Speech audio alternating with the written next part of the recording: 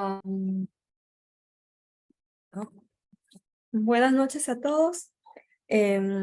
Vamos a dar inicio a nuestra sesión del día de hoy, que tiene que ver ya con la modalidad de servicios de control posterior, ¿no? Voy a compartir la PPT.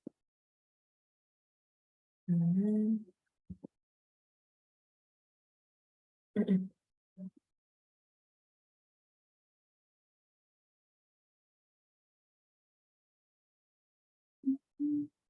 Uy,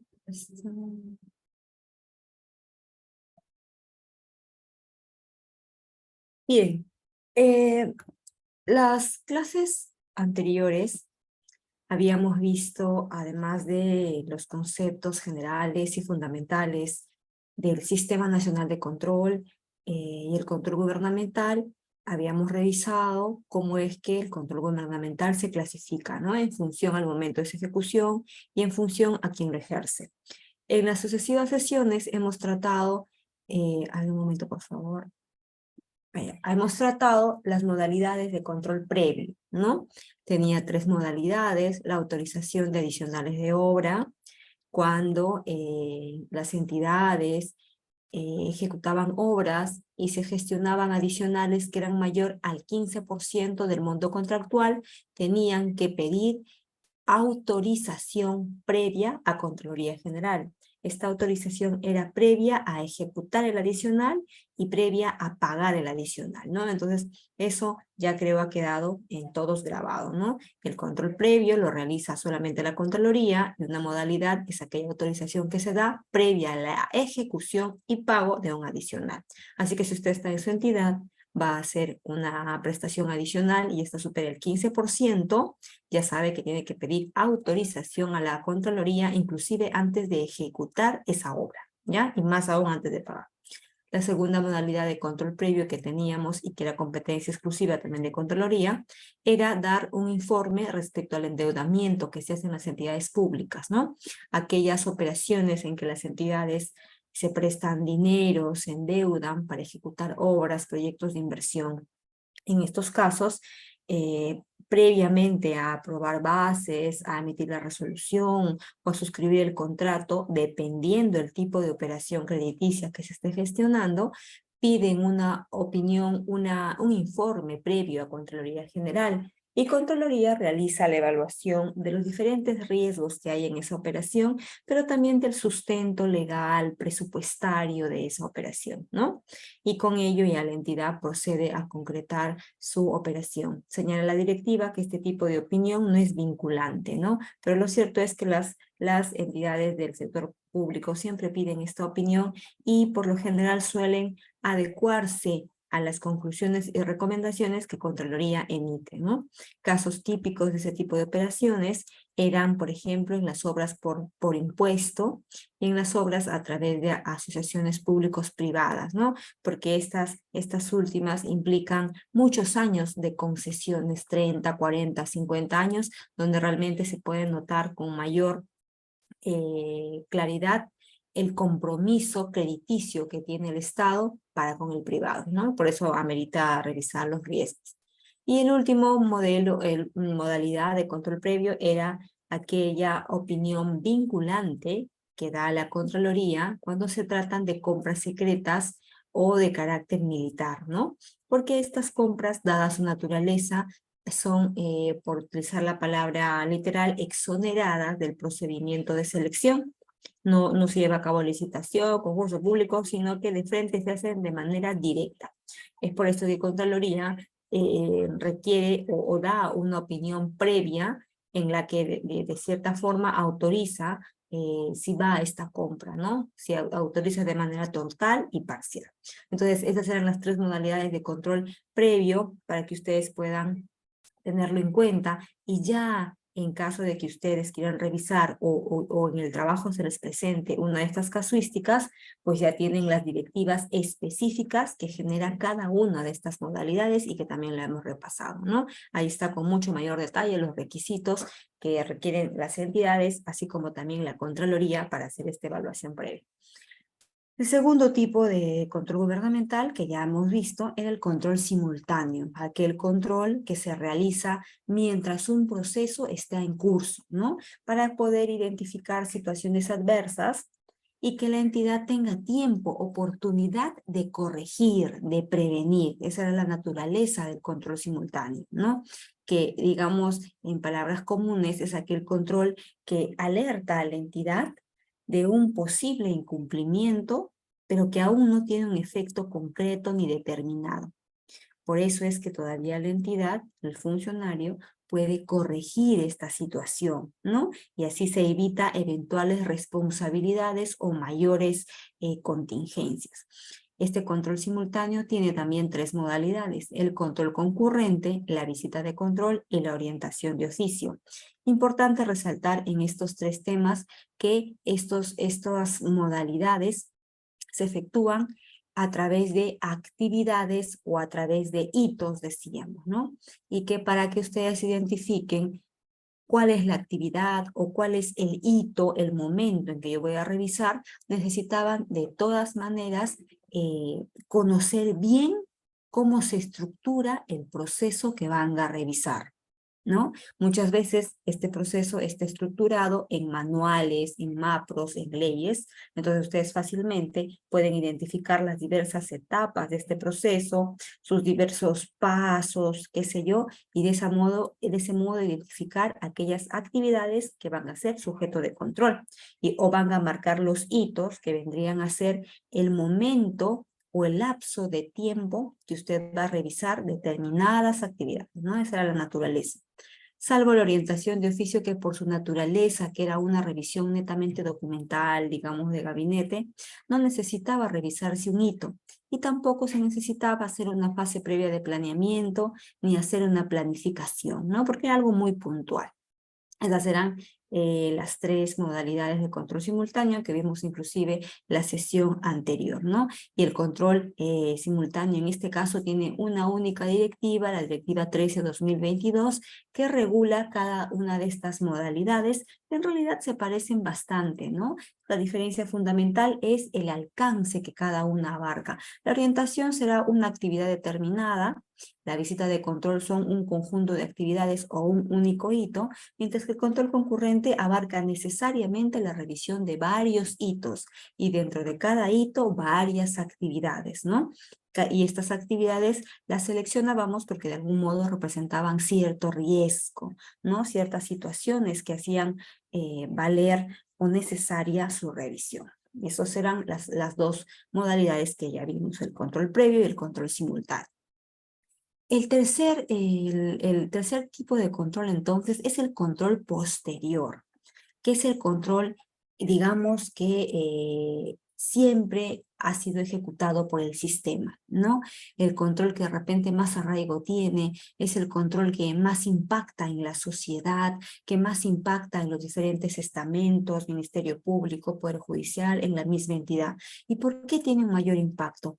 Porque a diferencia de los otros servicios, el control posterior sí identifica responsabilidades, ¿no? Al menos la mayoría. O sea, de todas maneras va a implicar el deslinde de responsabilidad administrativa, tanto que se deslinde en la misma entidad o responsabilidad administrativa que se deslinda en el procedimiento administrativo sancionador que está a cargo de Contraloría General, ¿no? Y que es un poco lo que en otras palabras temen los funcionarios o están más al pendiente. Pero también implica responsabilidades penales y responsabilidades civiles. ¿Por qué? Porque la naturaleza del control es, primero yo te prevengo, ¿no? En el control previo te digo, mira, esta operación no es posible ejecutarla o hay cierto riesgo, ¿no? Antes que usted haga la operación. Después, cuando ya inicia una operación, también el control le previene, le dice, mire, en esta operación que ya usted ha iniciado, hay este riesgo, este otro, ¿no es cierto? Y le da la oportunidad a que usted, funcionario, corrija, ¿no? En el control simultáneo. Corrija mientras ese proceso que está llevando a cabo la entidad esté en curso. Pero si a pesar de esto, la entidad, ¿no? Los funcionarios no adoptan mecanismos y siguen adelante, entonces es muy probable que esa materia que ha sido revisada caiga ya en una revisión posterior, en la que sí se van a identificar responsabilidades de estas tres naturalezas, pero también se van a recomendar, ¿no? Mejoras a la gestión en las auditorías, por ejemplo, ¿ya? Entonces, esa es un poco la lógica de haber clasificado de esta forma el control gubernamental por el momento en que se ejecuta. O es previo, o es simultáneo, o es posterior. Y definitivamente lo más sano, lo recomendable que deberían hacer los funcionarios es corregir en momentos antes de que llegue el control posterior, ¿no? Claro, por el carácter selectivo, el sistema no va a poder someter a control previo o a control simultáneo, sobre todo, la totalidad de operaciones que hace una entidad. No va a poder por capacidad operativa, pero recuerden que la entidad, en función a quién ejerce el control, puede hacer autocontrol, ¿no? Puede hacer un control simultáneo, un control previo por sí mismo también. Y hacer su propio, digamos, verificación. De esta forma, para evitar posteriores contingencias, cuando llega a Contraloría o llegue el OSI, cuando ya el proceso terminó, ya no hay nada que hacer, sino más que responsabilizar. Bien, entonces, siendo así, el control posterior que vamos a tratar en esta sesión y la siguiente, tiene también a la fecha tres modalidades. Las auditorías, que tienen a la vez tres tipos, ¿no? La auditoría financiera, desempeño y la auditoría de cumplimiento, que es la modalidad más de repente común, arraigada, y es la modalidad también más compleja de todos los tipos de control. Es la más compleja, la más técnica, la que abarca no solamente el hecho irregular, sino también abarca la revisión de los controles, ¿ya? La revisión de una serie de aspectos que abarcan, como les decía, el hecho irregular, pero también el examen de las áreas que hacen ese proceso. Es una auditoría bastante bien interesante, donde saca mucho valor agregado. La siguiente auditoría es la auditoría financiera, que lo llevan a cabo las SOAS por general, y la auditoría de desempeño, que es una auditoría que recientemente Contraloría lo está tratando de impulsar, ¿ya? La auditoría de desempeño es una modalidad que no identifica responsabilidad, sino de lo que se trata es de evaluar indicadores de gestión y ver en qué medida la entidad los está cumpliendo para mejoras de gestión, sobre todo, ¿no? Esa es la modalidad auditorías. La siguiente modalidad es el servicio de control específico, que de repente entiendo yo que en esta sesión no todos están en el Sistema Nacional de Control. Entiendo que también hay funcionarios, servidores o personas que están interesadas. Bueno, el servicio de control específico es un servicio que es bastante conocido en el sistema, porque es un servicio, a diferencia de las auditorías, que exclusivamente se ejecuta para identificar responsabilidad.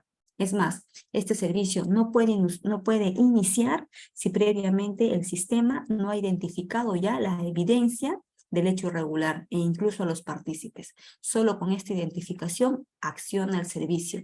O sea, directamente ya para imputar responsabilidad administrativa, civil o penal, ¿ya? Digamos, es el servicio que un poquito más tienen recelo, ¿no? Por decir algo, en el sistema y los funcionarios. Y el último servicio es la modalidad de acción de oficio posterior. La acción de oficio posterior es una modalidad creada en el año 2022 por Contraloría General, en un esfuerzo con la intención de revelar hechos irregulares para que la entidad adopte acciones inmediatas, ¿ya? Es una modalidad, como les decía, recientemente creada en el 2020, en plena pandemia, con el equipo que estuve. tuvimos la oportunidad de emitir los primeros o quizás el primer informe de acción de oficio posterior cuando estaban los lineamientos recién conociéndose por nosotros mismos. Había muchas preguntas porque es una modalidad algo diferente a las demás modalidades y lo vamos a ver en esta clase.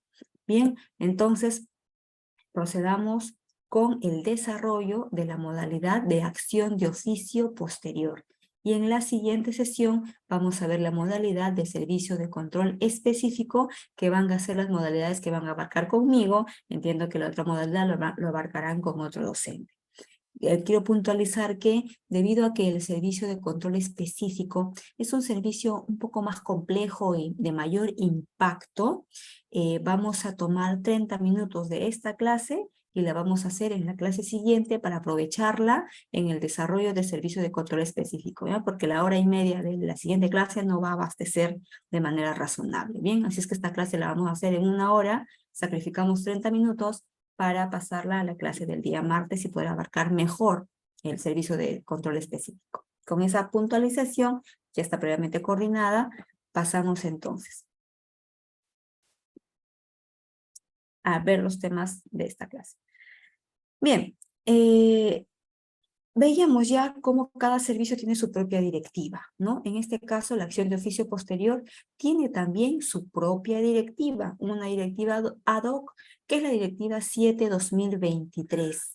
Esta directiva recientemente acaba de publicarse hace 2 días, el día miércoles, ¿no? Por eso es que también hemos variado la sesión de ayer jueves a hoy día viernes, porque entenderán que estaba el material listo, y pues salió la nueva directiva y lo lógico es que ustedes estén capacitados en las nuevas directivas, ¿no? Así que la clase va a estar, no se preocupen, con la directiva recientemente emitida.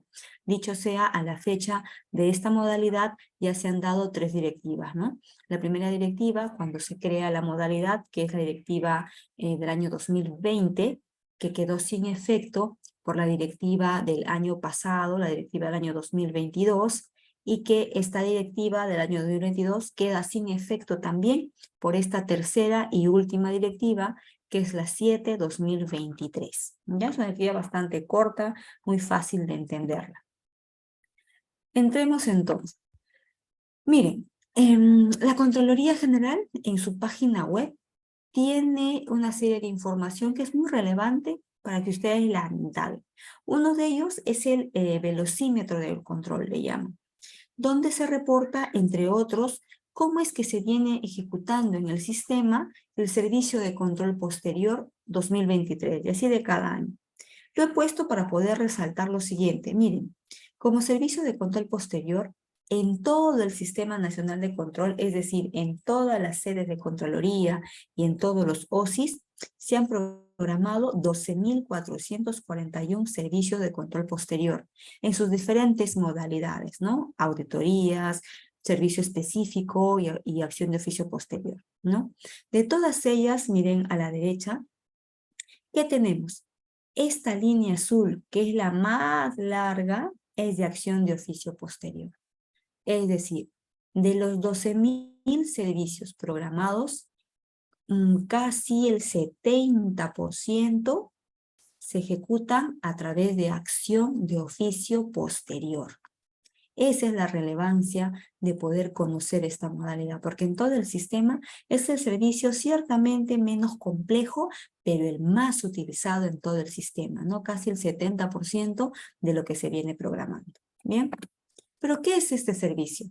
Este servicio se ejecuta de manera puntual y oportuna, ¿no? Puntual porque a diferencia de la auditoría de cumplimiento, del específico, no abarca muchos temas. Abarca un tema que, digamos, es bastante exacto, es un tema de alcance corto, no es un tema de mayor complejidad, ¿ya? Y es puntual porque lo que se requiere es comunicarlo prontamente para que tomen acciones inmediatas, ¿ya?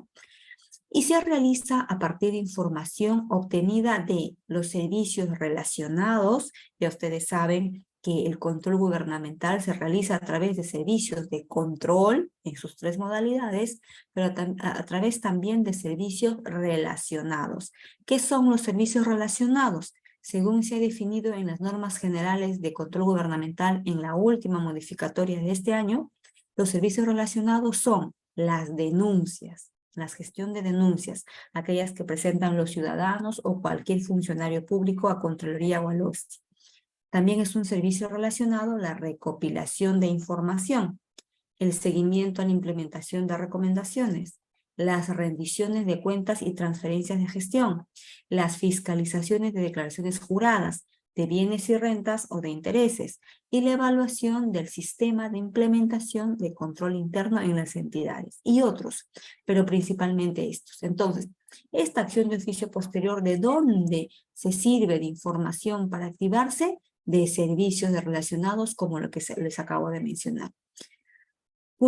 Cabe precisar que cuando nace esta modalidad de servicio de control posterior, la directiva solo hacía referencia como fuente de información a las denuncias, ¿ya? En cambio ahora ya no solamente se restringe como origen a las denuncias, sino a otros tipos de servicios relacionados como la recopilación de información que es más conocida por todos, ¿no? Aquel servicio donde básicamente el OSI, en el marco del principio de acceso a la información que vimos en la primera sesión, pide a la entidad información sobre determinada actividad, proceso, contratación que a juicio del OSI considere necesario recabar para analizarla, ¿no? Ese es un servicio relacionado de recopilación. ¿Tiene que tener un motivo? No, porque el motivo es simplemente nuestra atribución conferida en literal M del artículo 9, nuestro principio de acceso a la información, ¿ya? ¿De dónde también se obtiene información para la AOP? Se obtiene información de fuente interna, como por ejemplo las diferentes bases de datos que maneja Contraloría General. A la fecha la Contraloría cuenta con un área que se llama análisis de datos, el observatorio, donde maneja Contraloría fuentes de información que provienen de otros entes rectores, ¿no? Por ejemplo, del SEACE, de Servir, de declaraciones juradas. Tiene un acceso a una serie de sistemas y Contraloría General usa esa información para detectar determinadas situaciones que ameritan una acción de oficio posterior. Pero también se usa fuentes externas, por ejemplo, la que proviene de los entes rectores, ¿no? Quizás a sus entidades ha llegado información de Servir, ¿no? De las supervisiones de oficio que hace Servir o que hace el propio OCE, porque también tienen bases de datos. Esas bases de datos también lo usamos como fuente de información para una acción de oficio posterior a OP.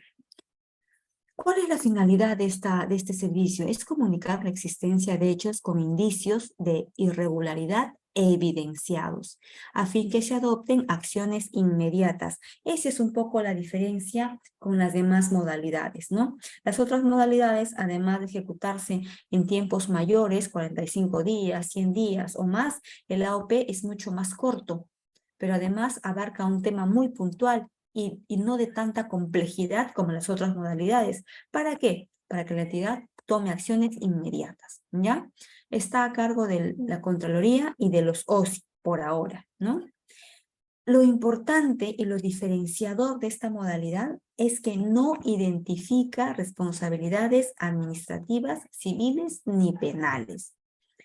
Es decir, el hecho irregular que se evidencia en esta modalidad, en el informe que emite la comisión, no va a pedir que se deslinde responsabilidades, tampoco va a consignar la relación de partícipes, porque la comisión de control no identifica ningún tipo de responsabilidad.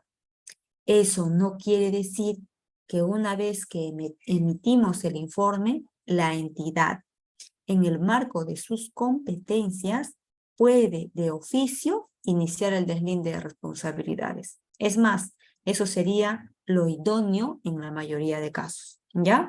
Entonces, repito, no quiere decir que el hecho con evidencia de irregularidad no sea responsabilidad de nadie. Probablemente sí es, porque un hecho irregular es causado por la acción o omisión de un funcionario, ¿no?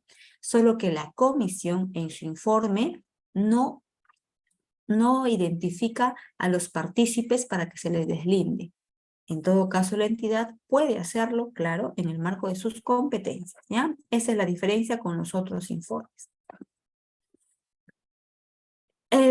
Unos conceptos generales. ¿Qué es entonces un hecho con indicio de irregularidad evidenciado? Materia de la AOP. Será una situación que cuenta con evidencia de que ha existido un incumplimiento a la norma, a una ley, a una directiva interna, a algún parámetro de medición previamente establecido y aprobado, ¿no? Hay evidencia de que existe un hecho que ha vulnerado ese marco normativo externo o interno, ¿ya? Y que esa situación, ese hecho, ha sido ocasionada por la acción o por la omisión de un funcionario o servidor público, ¿ya? Y que por lo tanto amerita revelarlo, ¿no? El hecho con evidencia de irregularidad tiene fundamentalmente dos componentes, dos elementos, la condición y el criterio.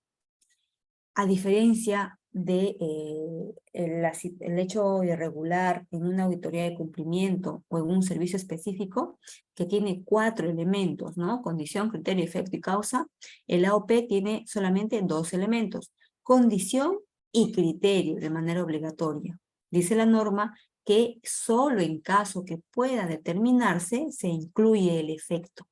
Entonces, el efecto es un elemento que no resulta obligatorio para una AOP. Usted solamente hará su hecho irregular con 2 elementos obligatorios, la condición y el criterio. Y tampoco tendrá causa, ¿no? La causa no se pide en el AOP. ¿Y por qué no se pide? Miren, porque como en la acción de oficio posterior no se identifican responsabilidades, ¿no? No se identifican responsabilidades, por lo tanto, tampoco hay una etapa de comunicación de hallazgo. No hay. No se le pide ahí previamente al informe, no se le pide al funcionario que presente sus comentarios, sus aclaraciones, no se le pide. ¿Por qué? Porque no se le va a identificar responsabilidad en el informe. Y por lo tanto también no es necesario poner la causa. La causa generalmente se pone, ¿no? Los hechos evidenciados obedecen al accionar del funcionario director de abastecimiento, ¿no? Al haber aprobado, esa es la causa. En la causa se hace la imputación, se señala el actuar propio de un funcionario. Pero como en este caso no se exige imputar esa acción para responsabilizar a alguien, es por eso que no se exige la causa, es por eso que no se identifican responsabilidades y por lo mismo este tipo de servicio no tiene una etapa previa de comunicación de hallazgo, ¿ya? Si por ahí de repente se podría entender que hay un incumplimiento al debido proceso de control, pues no lo hay, porque el debido proceso de control implica, como decíamos en clases anteriores, el respeto al derecho de defensa. En este caso, no hay derecho de defensa porque no se le está imputando responsabilidad. Eso lo hará la entidad de considerar lo necesario y la entidad en su propio procedimiento sancionador, en su procedimiento administrativo disciplinario, perdón, sí considera una etapa, ¿no? De pedir descargos, en la etapa instructiva. Entonces, ahí se velará por su debido derecho a la defensa, ¿ya? Esto es importante puntualizar para que ustedes puedan comprender bien cómo funciona la metodología de cada uno, sea que esté en control o sea que esté como funcionario público, ¿ya? En cuanto a la documentación de la auditoría, de la acción de oficio posterior, perdón, esta es la documentación de la AOP, será toda aquella documentación que se genera durante la ejecución del servicio, pero también está constituida por toda la documentación que se ha originado en el servicio relacionado que da lugar a la AOP, ¿no? O en las fuentes de información externa y interna y externa que se ha conseguido para dar lugar a la AOP. Toda esa información formará parte de la documentación de la acción de oficio posterior y será válidamente integrada al servicio. Se puntualiza que en este caso se cautela la reserva y discreción tanto de la documentación como de los resultados de la OP. Reserva que se exige tanto a los miembros de la comisión, del OSI y de Contraloría, como también a los funcionarios a quienes se les pide la información, ¿ya? Y esta reserva se mantiene aun cuando termina el servicio, ¿no? Salvo cuando el informe ya es notificado, etc. En el caso de la notificación de los informes, al igual, y esto voy a aprovechar en puntualizar, al igual que en los otros servicios, tanto de control simultáneo como en las otras modalidades de control posterior, la notificación del informe a la fecha es obligatoriamente a través de casilla electrónica. La casilla electrónica es un mecanismo que ha sido implementado por Contraloría hace un par de años atrás, pero ya de manera obligatoria a partir de 2022 y 2023, en el que a todos los funcionarios y servidores públicos se le apertura una casilla, ¿no? Que es como una especie de correo, de buzón electrónico, ¿no? Entonces, a ese buzón que previamente lo solicita Contraloría y Contraloría le activa, es que se notificará ya los informes. Ya no se notifica a través de mesa de partes o físicamente, ya no. Se notifica a través de casilla electrónica. Por eso es que la Comisión de Control, el OSI y también las unidades orgánicas de Contraloría tienen acceso a este software donde están las casillas electrónicas. E-casillas se llama, ¿no? De repente muchos de ustedes lo ubican. Y a través de ese software, pues simplemente insertará el PDF del informe y lo enviará a la casilla electrónica del funcionario. El funcionario entonces tiene que estar atento a las notificaciones que recibe en su casilla electrónica, ¿ya? Porque ya ha pasado antes que el funcionario abre su casilla y nunca lo abre, ¿no? Nunca se entera que llegó un informe. Y luego el problema es que ustedes saben que a raíz o desde que te notifican un informe, hay una serie de compromisos que la entidad tiene que hacer, como por ejemplo adoptar acciones en plazos perentorios, ¿no? Plazos que se empiezan a computar desde notificado el informe, ¿ya? Y dice la directiva de casillas que el informe se entiende notificado cuando llega a tu buzón, independientemente si lo abres hoy día o dentro de un año, ¿ya? Así es que ahí tienen que estar atentos. Hay una directiva específica para notificaciones electrónicas. Excepcionalmente, en caso de que, por ejemplo, no haya internet o haya una serie de situaciones debidamente fundamentadas, la norma prevé que se podrá hacer la entrega por otro medio excepcional, debidamente fundamentado, siempre que se asegure la efectiva y oportuna entrega, ¿ya? En cuanto a la publicidad de los informes, al igual que todos los informes en el Sistema Nacional de Control, todos se publican. Se publican porque así dicen nuestros principios de control gubernamental, ¿no? Que ya hablamos en la primera clase. El principio de publicidad, ¿no? Y por el principio de reserva. La reserva ya se culminará cuando el informe es publicado, es notificado, ¿no? Cuando ya se comunicó al titular.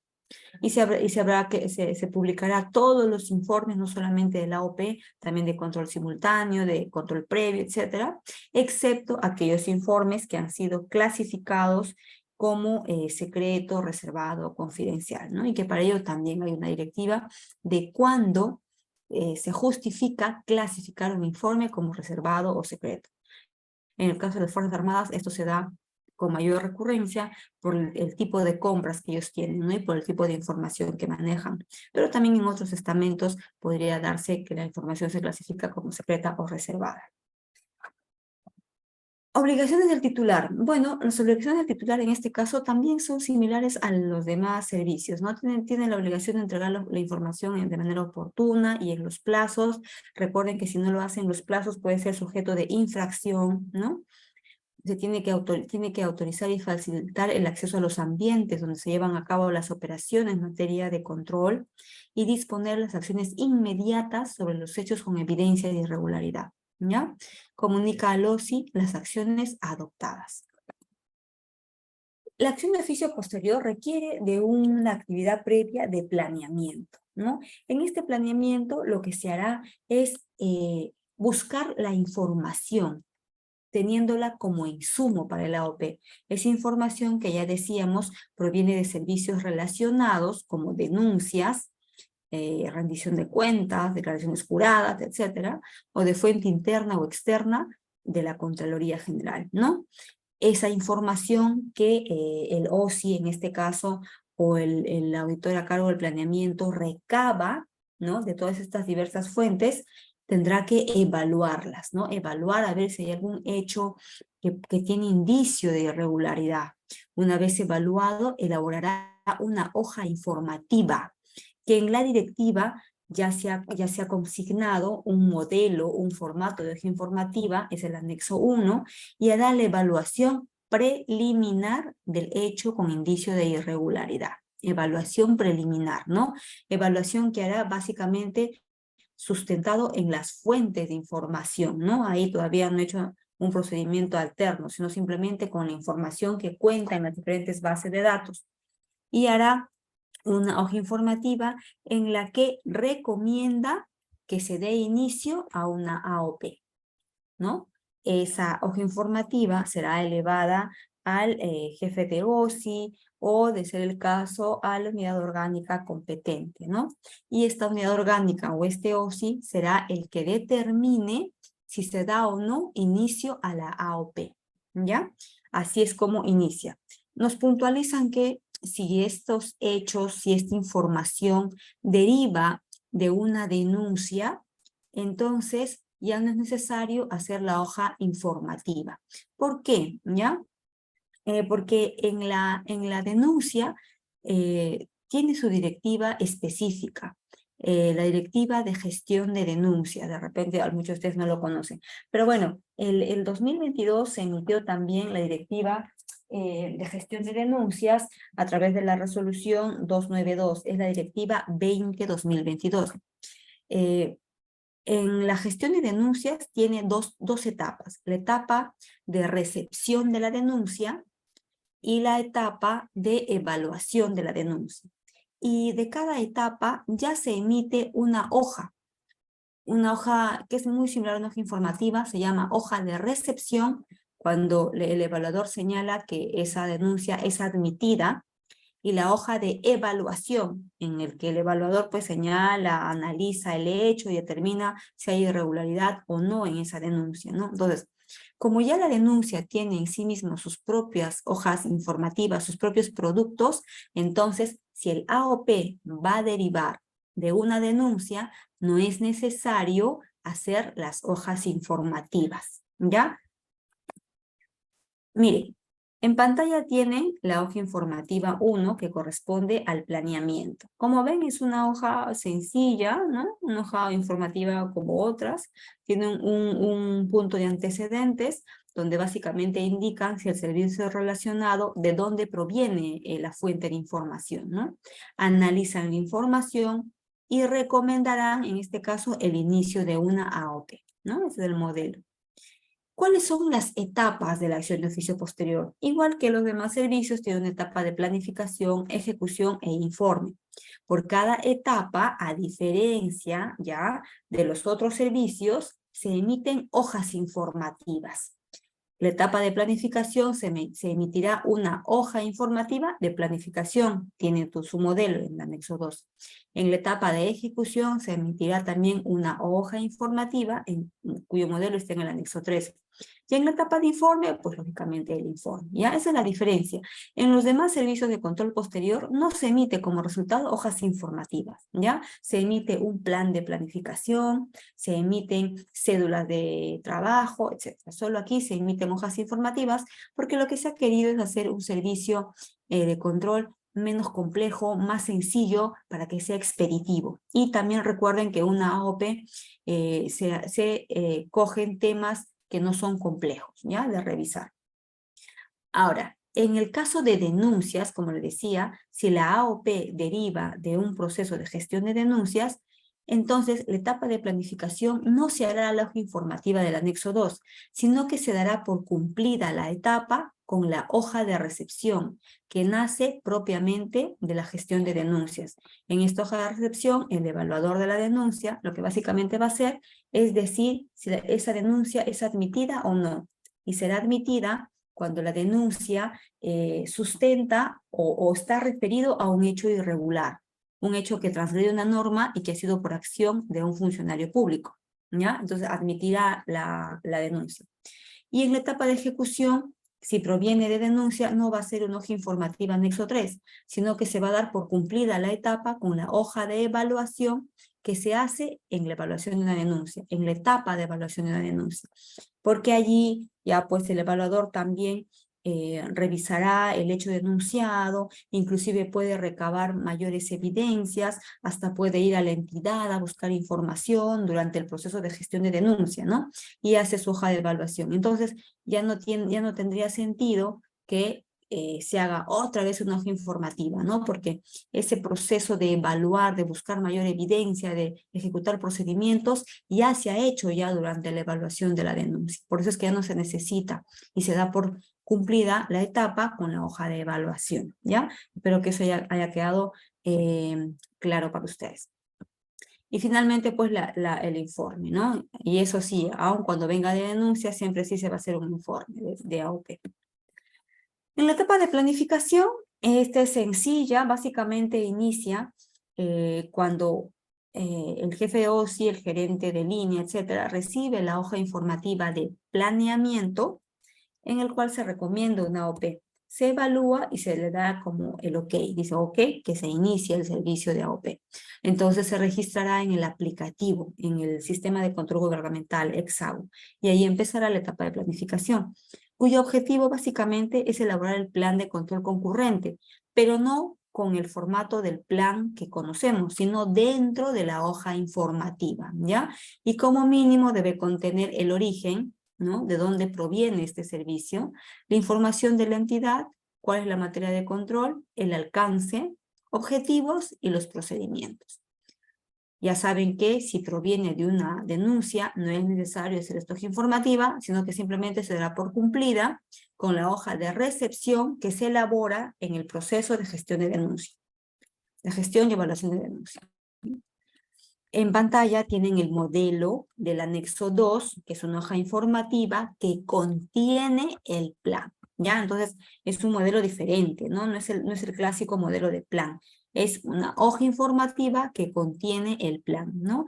E irá con información mínima, el origen, ¿no? Básicamente, señalando si esta acción de oficio posterior es programada, no programada y de dónde proviene, ¿no? Si proviene de un servicio relacionado, qué servicio es, etc.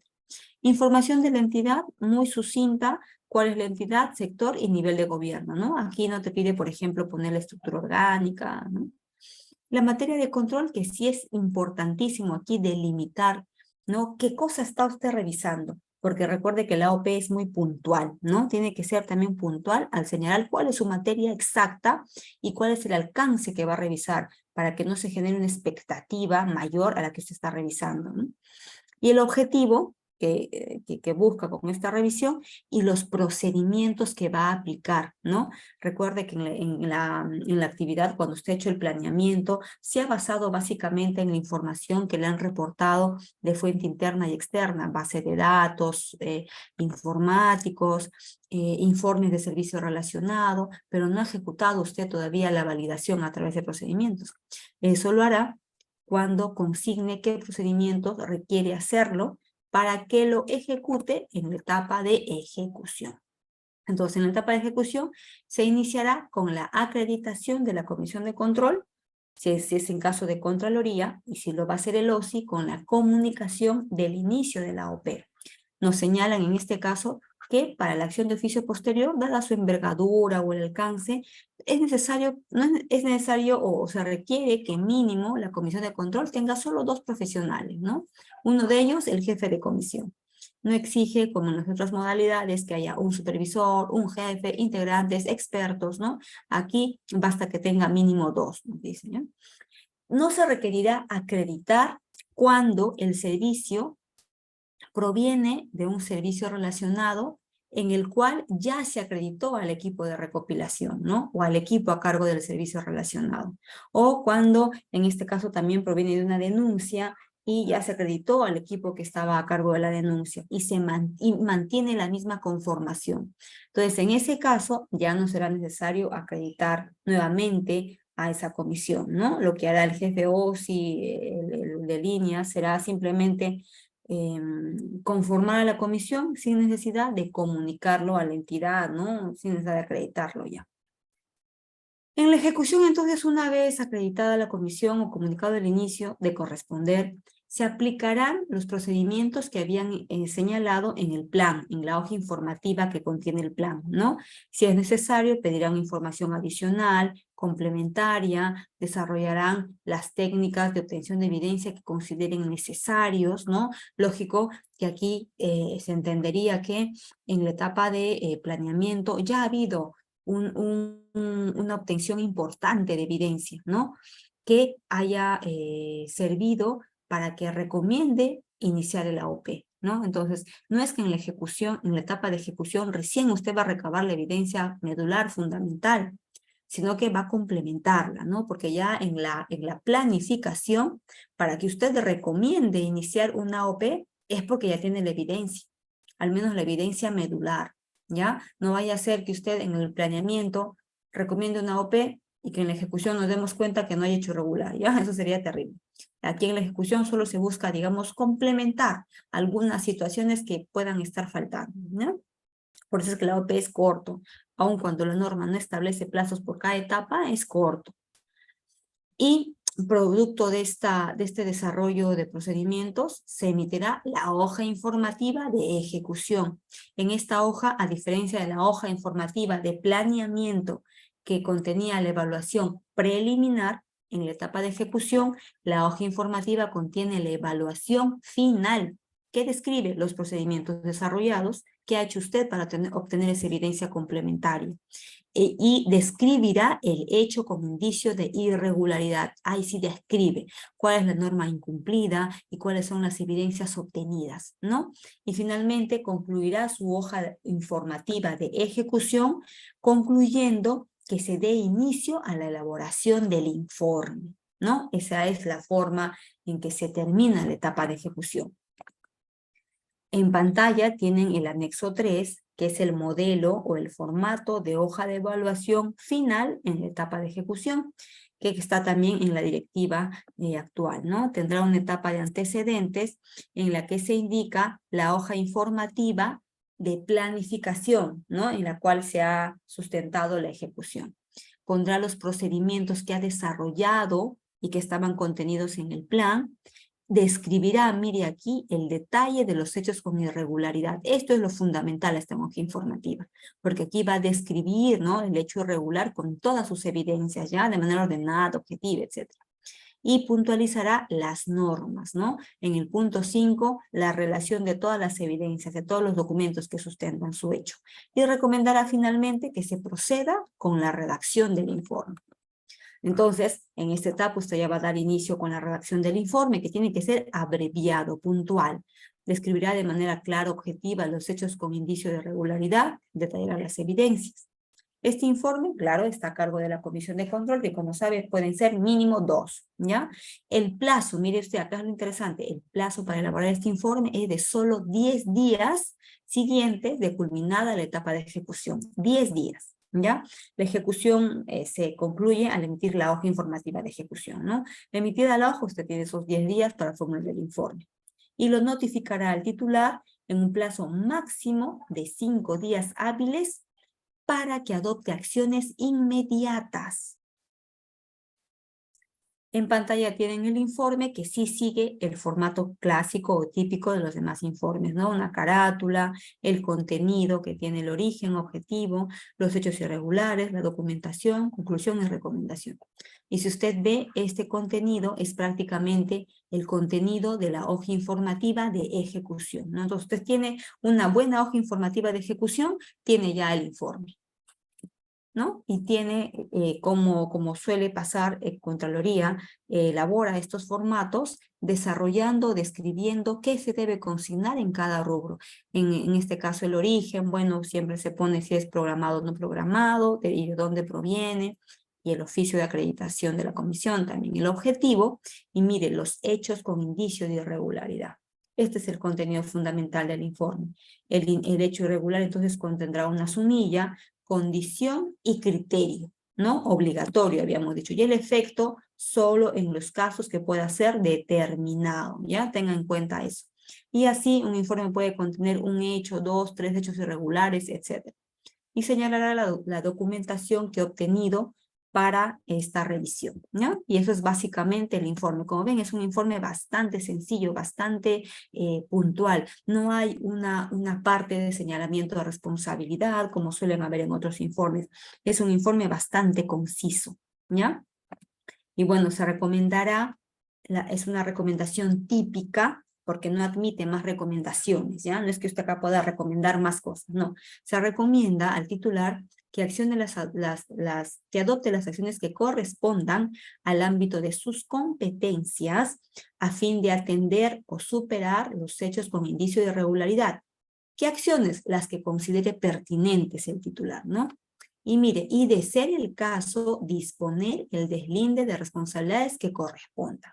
O sea, anteriormente los informes de AOP no preveían ese extremo en la recomendación. Me parece bien que con esta última norma hayan precisado ya esta recomendación dentro del informe, pero dice de corresponder, ¿no? De ser el caso. ¿Por qué? Porque como les decía antes, la Comisión de Control no identifica presuntas responsabilidades, no hace señalamiento de presunta responsabilidad. Por lo tanto, no puede decir deslinde de manera imperativa, sino que lo deja también ya a potestad del funcionario, del titular, ¿no? Lógico que esas acciones que adopte el funcionario deben ser acciones coherentes, congruentes, razonables, ¿no? Adecuadas al hecho evidenciado. Así que en la mayoría de casos, sin embargo, sí es pertinente que hagan el deslinde, porque, repito, todos los hechos irregulares obedecen a la actuación u omisión de un funcionario público. Entonces, lo lógico, lo coherente, lo deseable, es que si ese funcionario ha generado algún efecto a la entidad por no haber hecho su función o por haber transgredido una norma, que se le deslinde la responsabilidad, ¿no? Y ya se graduará pues la sanción que le corresponda. Pero en el caso del AOP, eso corresponde decidir a la entidad, ¿ya? Esto de ninguna manera va al PAS de Contraloría, por ejemplo. Bien, alguna casuística. A ver, vamos a poner un tiempito para ver algunos casos y de paso para comunicarles. Sea que usted está en el sistema o fuera, Contraloría publica todos sus informes en el portal web. Usted simplemente entra a Google y pone informes, buscador de informes de control y le va a salir la siguiente pantalla, que es lo que voy perdón, a ver, voy a buscar mi pantallita. Bien. ¿Ya? Bien, en pantalla tienen el portal de Contraloría donde usted puede buscar los informes, cualquier informe de cualquier entidad a nivel nacional, ¿ya? En este caso solamente es cuestión de filtrar en esta parte superior, tendrá que filtrar, ¿no? ¿Qué informe quiere? Y como usted ya sabe, las modalidades, hace clic en modalidad y por ejemplo ahí está la acción de oficio posterior, en este caso es la que había seleccionado, ¿no? Pero si no, usted entra aquí, a ver, vamos a ver, y le va a salir, a ver, los tipos de servicio de control, ¿no?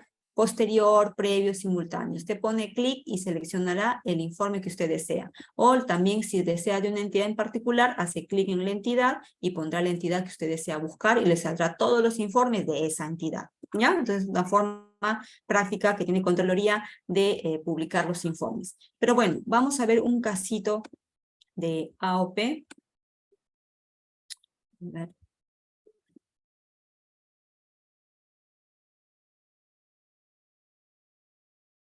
Ya.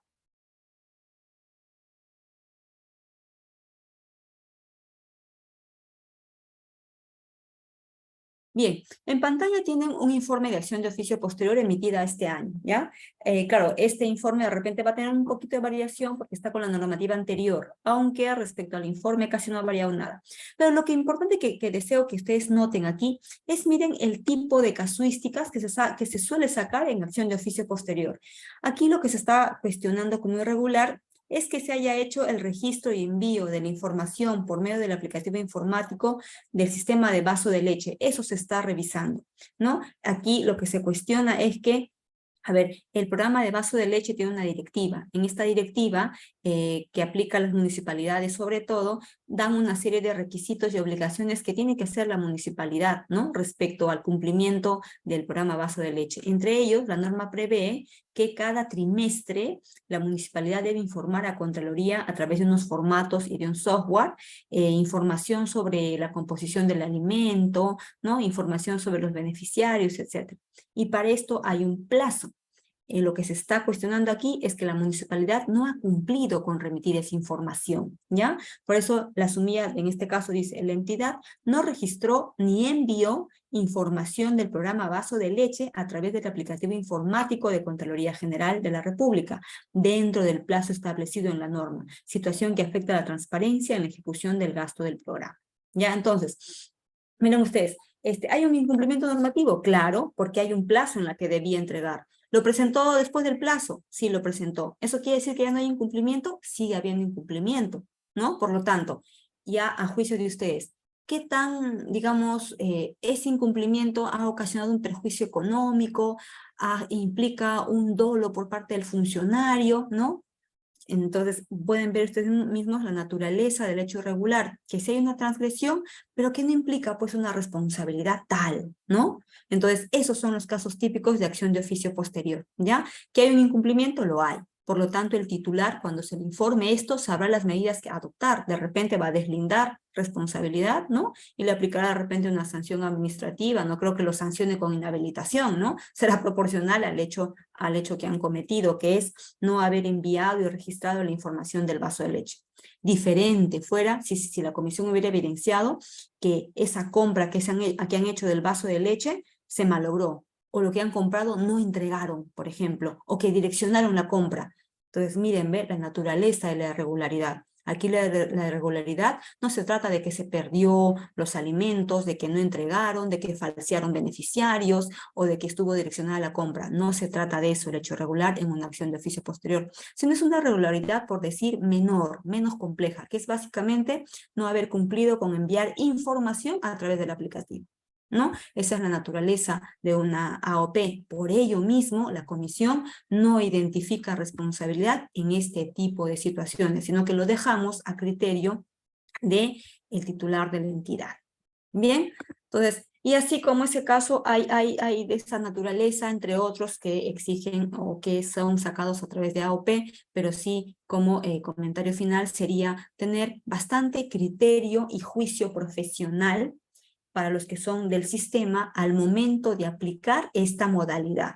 ¿Cuándo aplicará esta modalidad? Y cuándo aplicará, no obstante, una auditoría, un servicio de control específico, ¿no? Entonces, mucho juicio profesional, reitero, al momento de aplicar esta modalidad, ¿no? Eso sería básicamente la recomendación principal. Bien, como les decía, vamos a tomar solamente 1 hora para este servicio, de modo que invirtamos los 30 minutos restantes para la sesión siguiente, que es un poquito más compleja la modalidad y lo podríamos aprovechar también en la sesión siguiente. Si no hay más al respecto, Henry, con eso estaría dando por terminada la sesión del día de hoy, esperando haber llegado a ser comprendida por todos los participantes.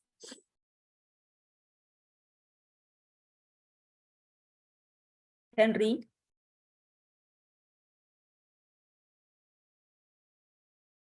Gracias, doctora. Sí, gracias. Gracias, doctora. Gracias. Están hablando, qué bien. A veces pienso que estoy solita en la sala. Espero que estén escuchando. Vamos a esperar a Henry que se va a cerrar una sesión. Bueno, pero yo creo que si igual no... A ver.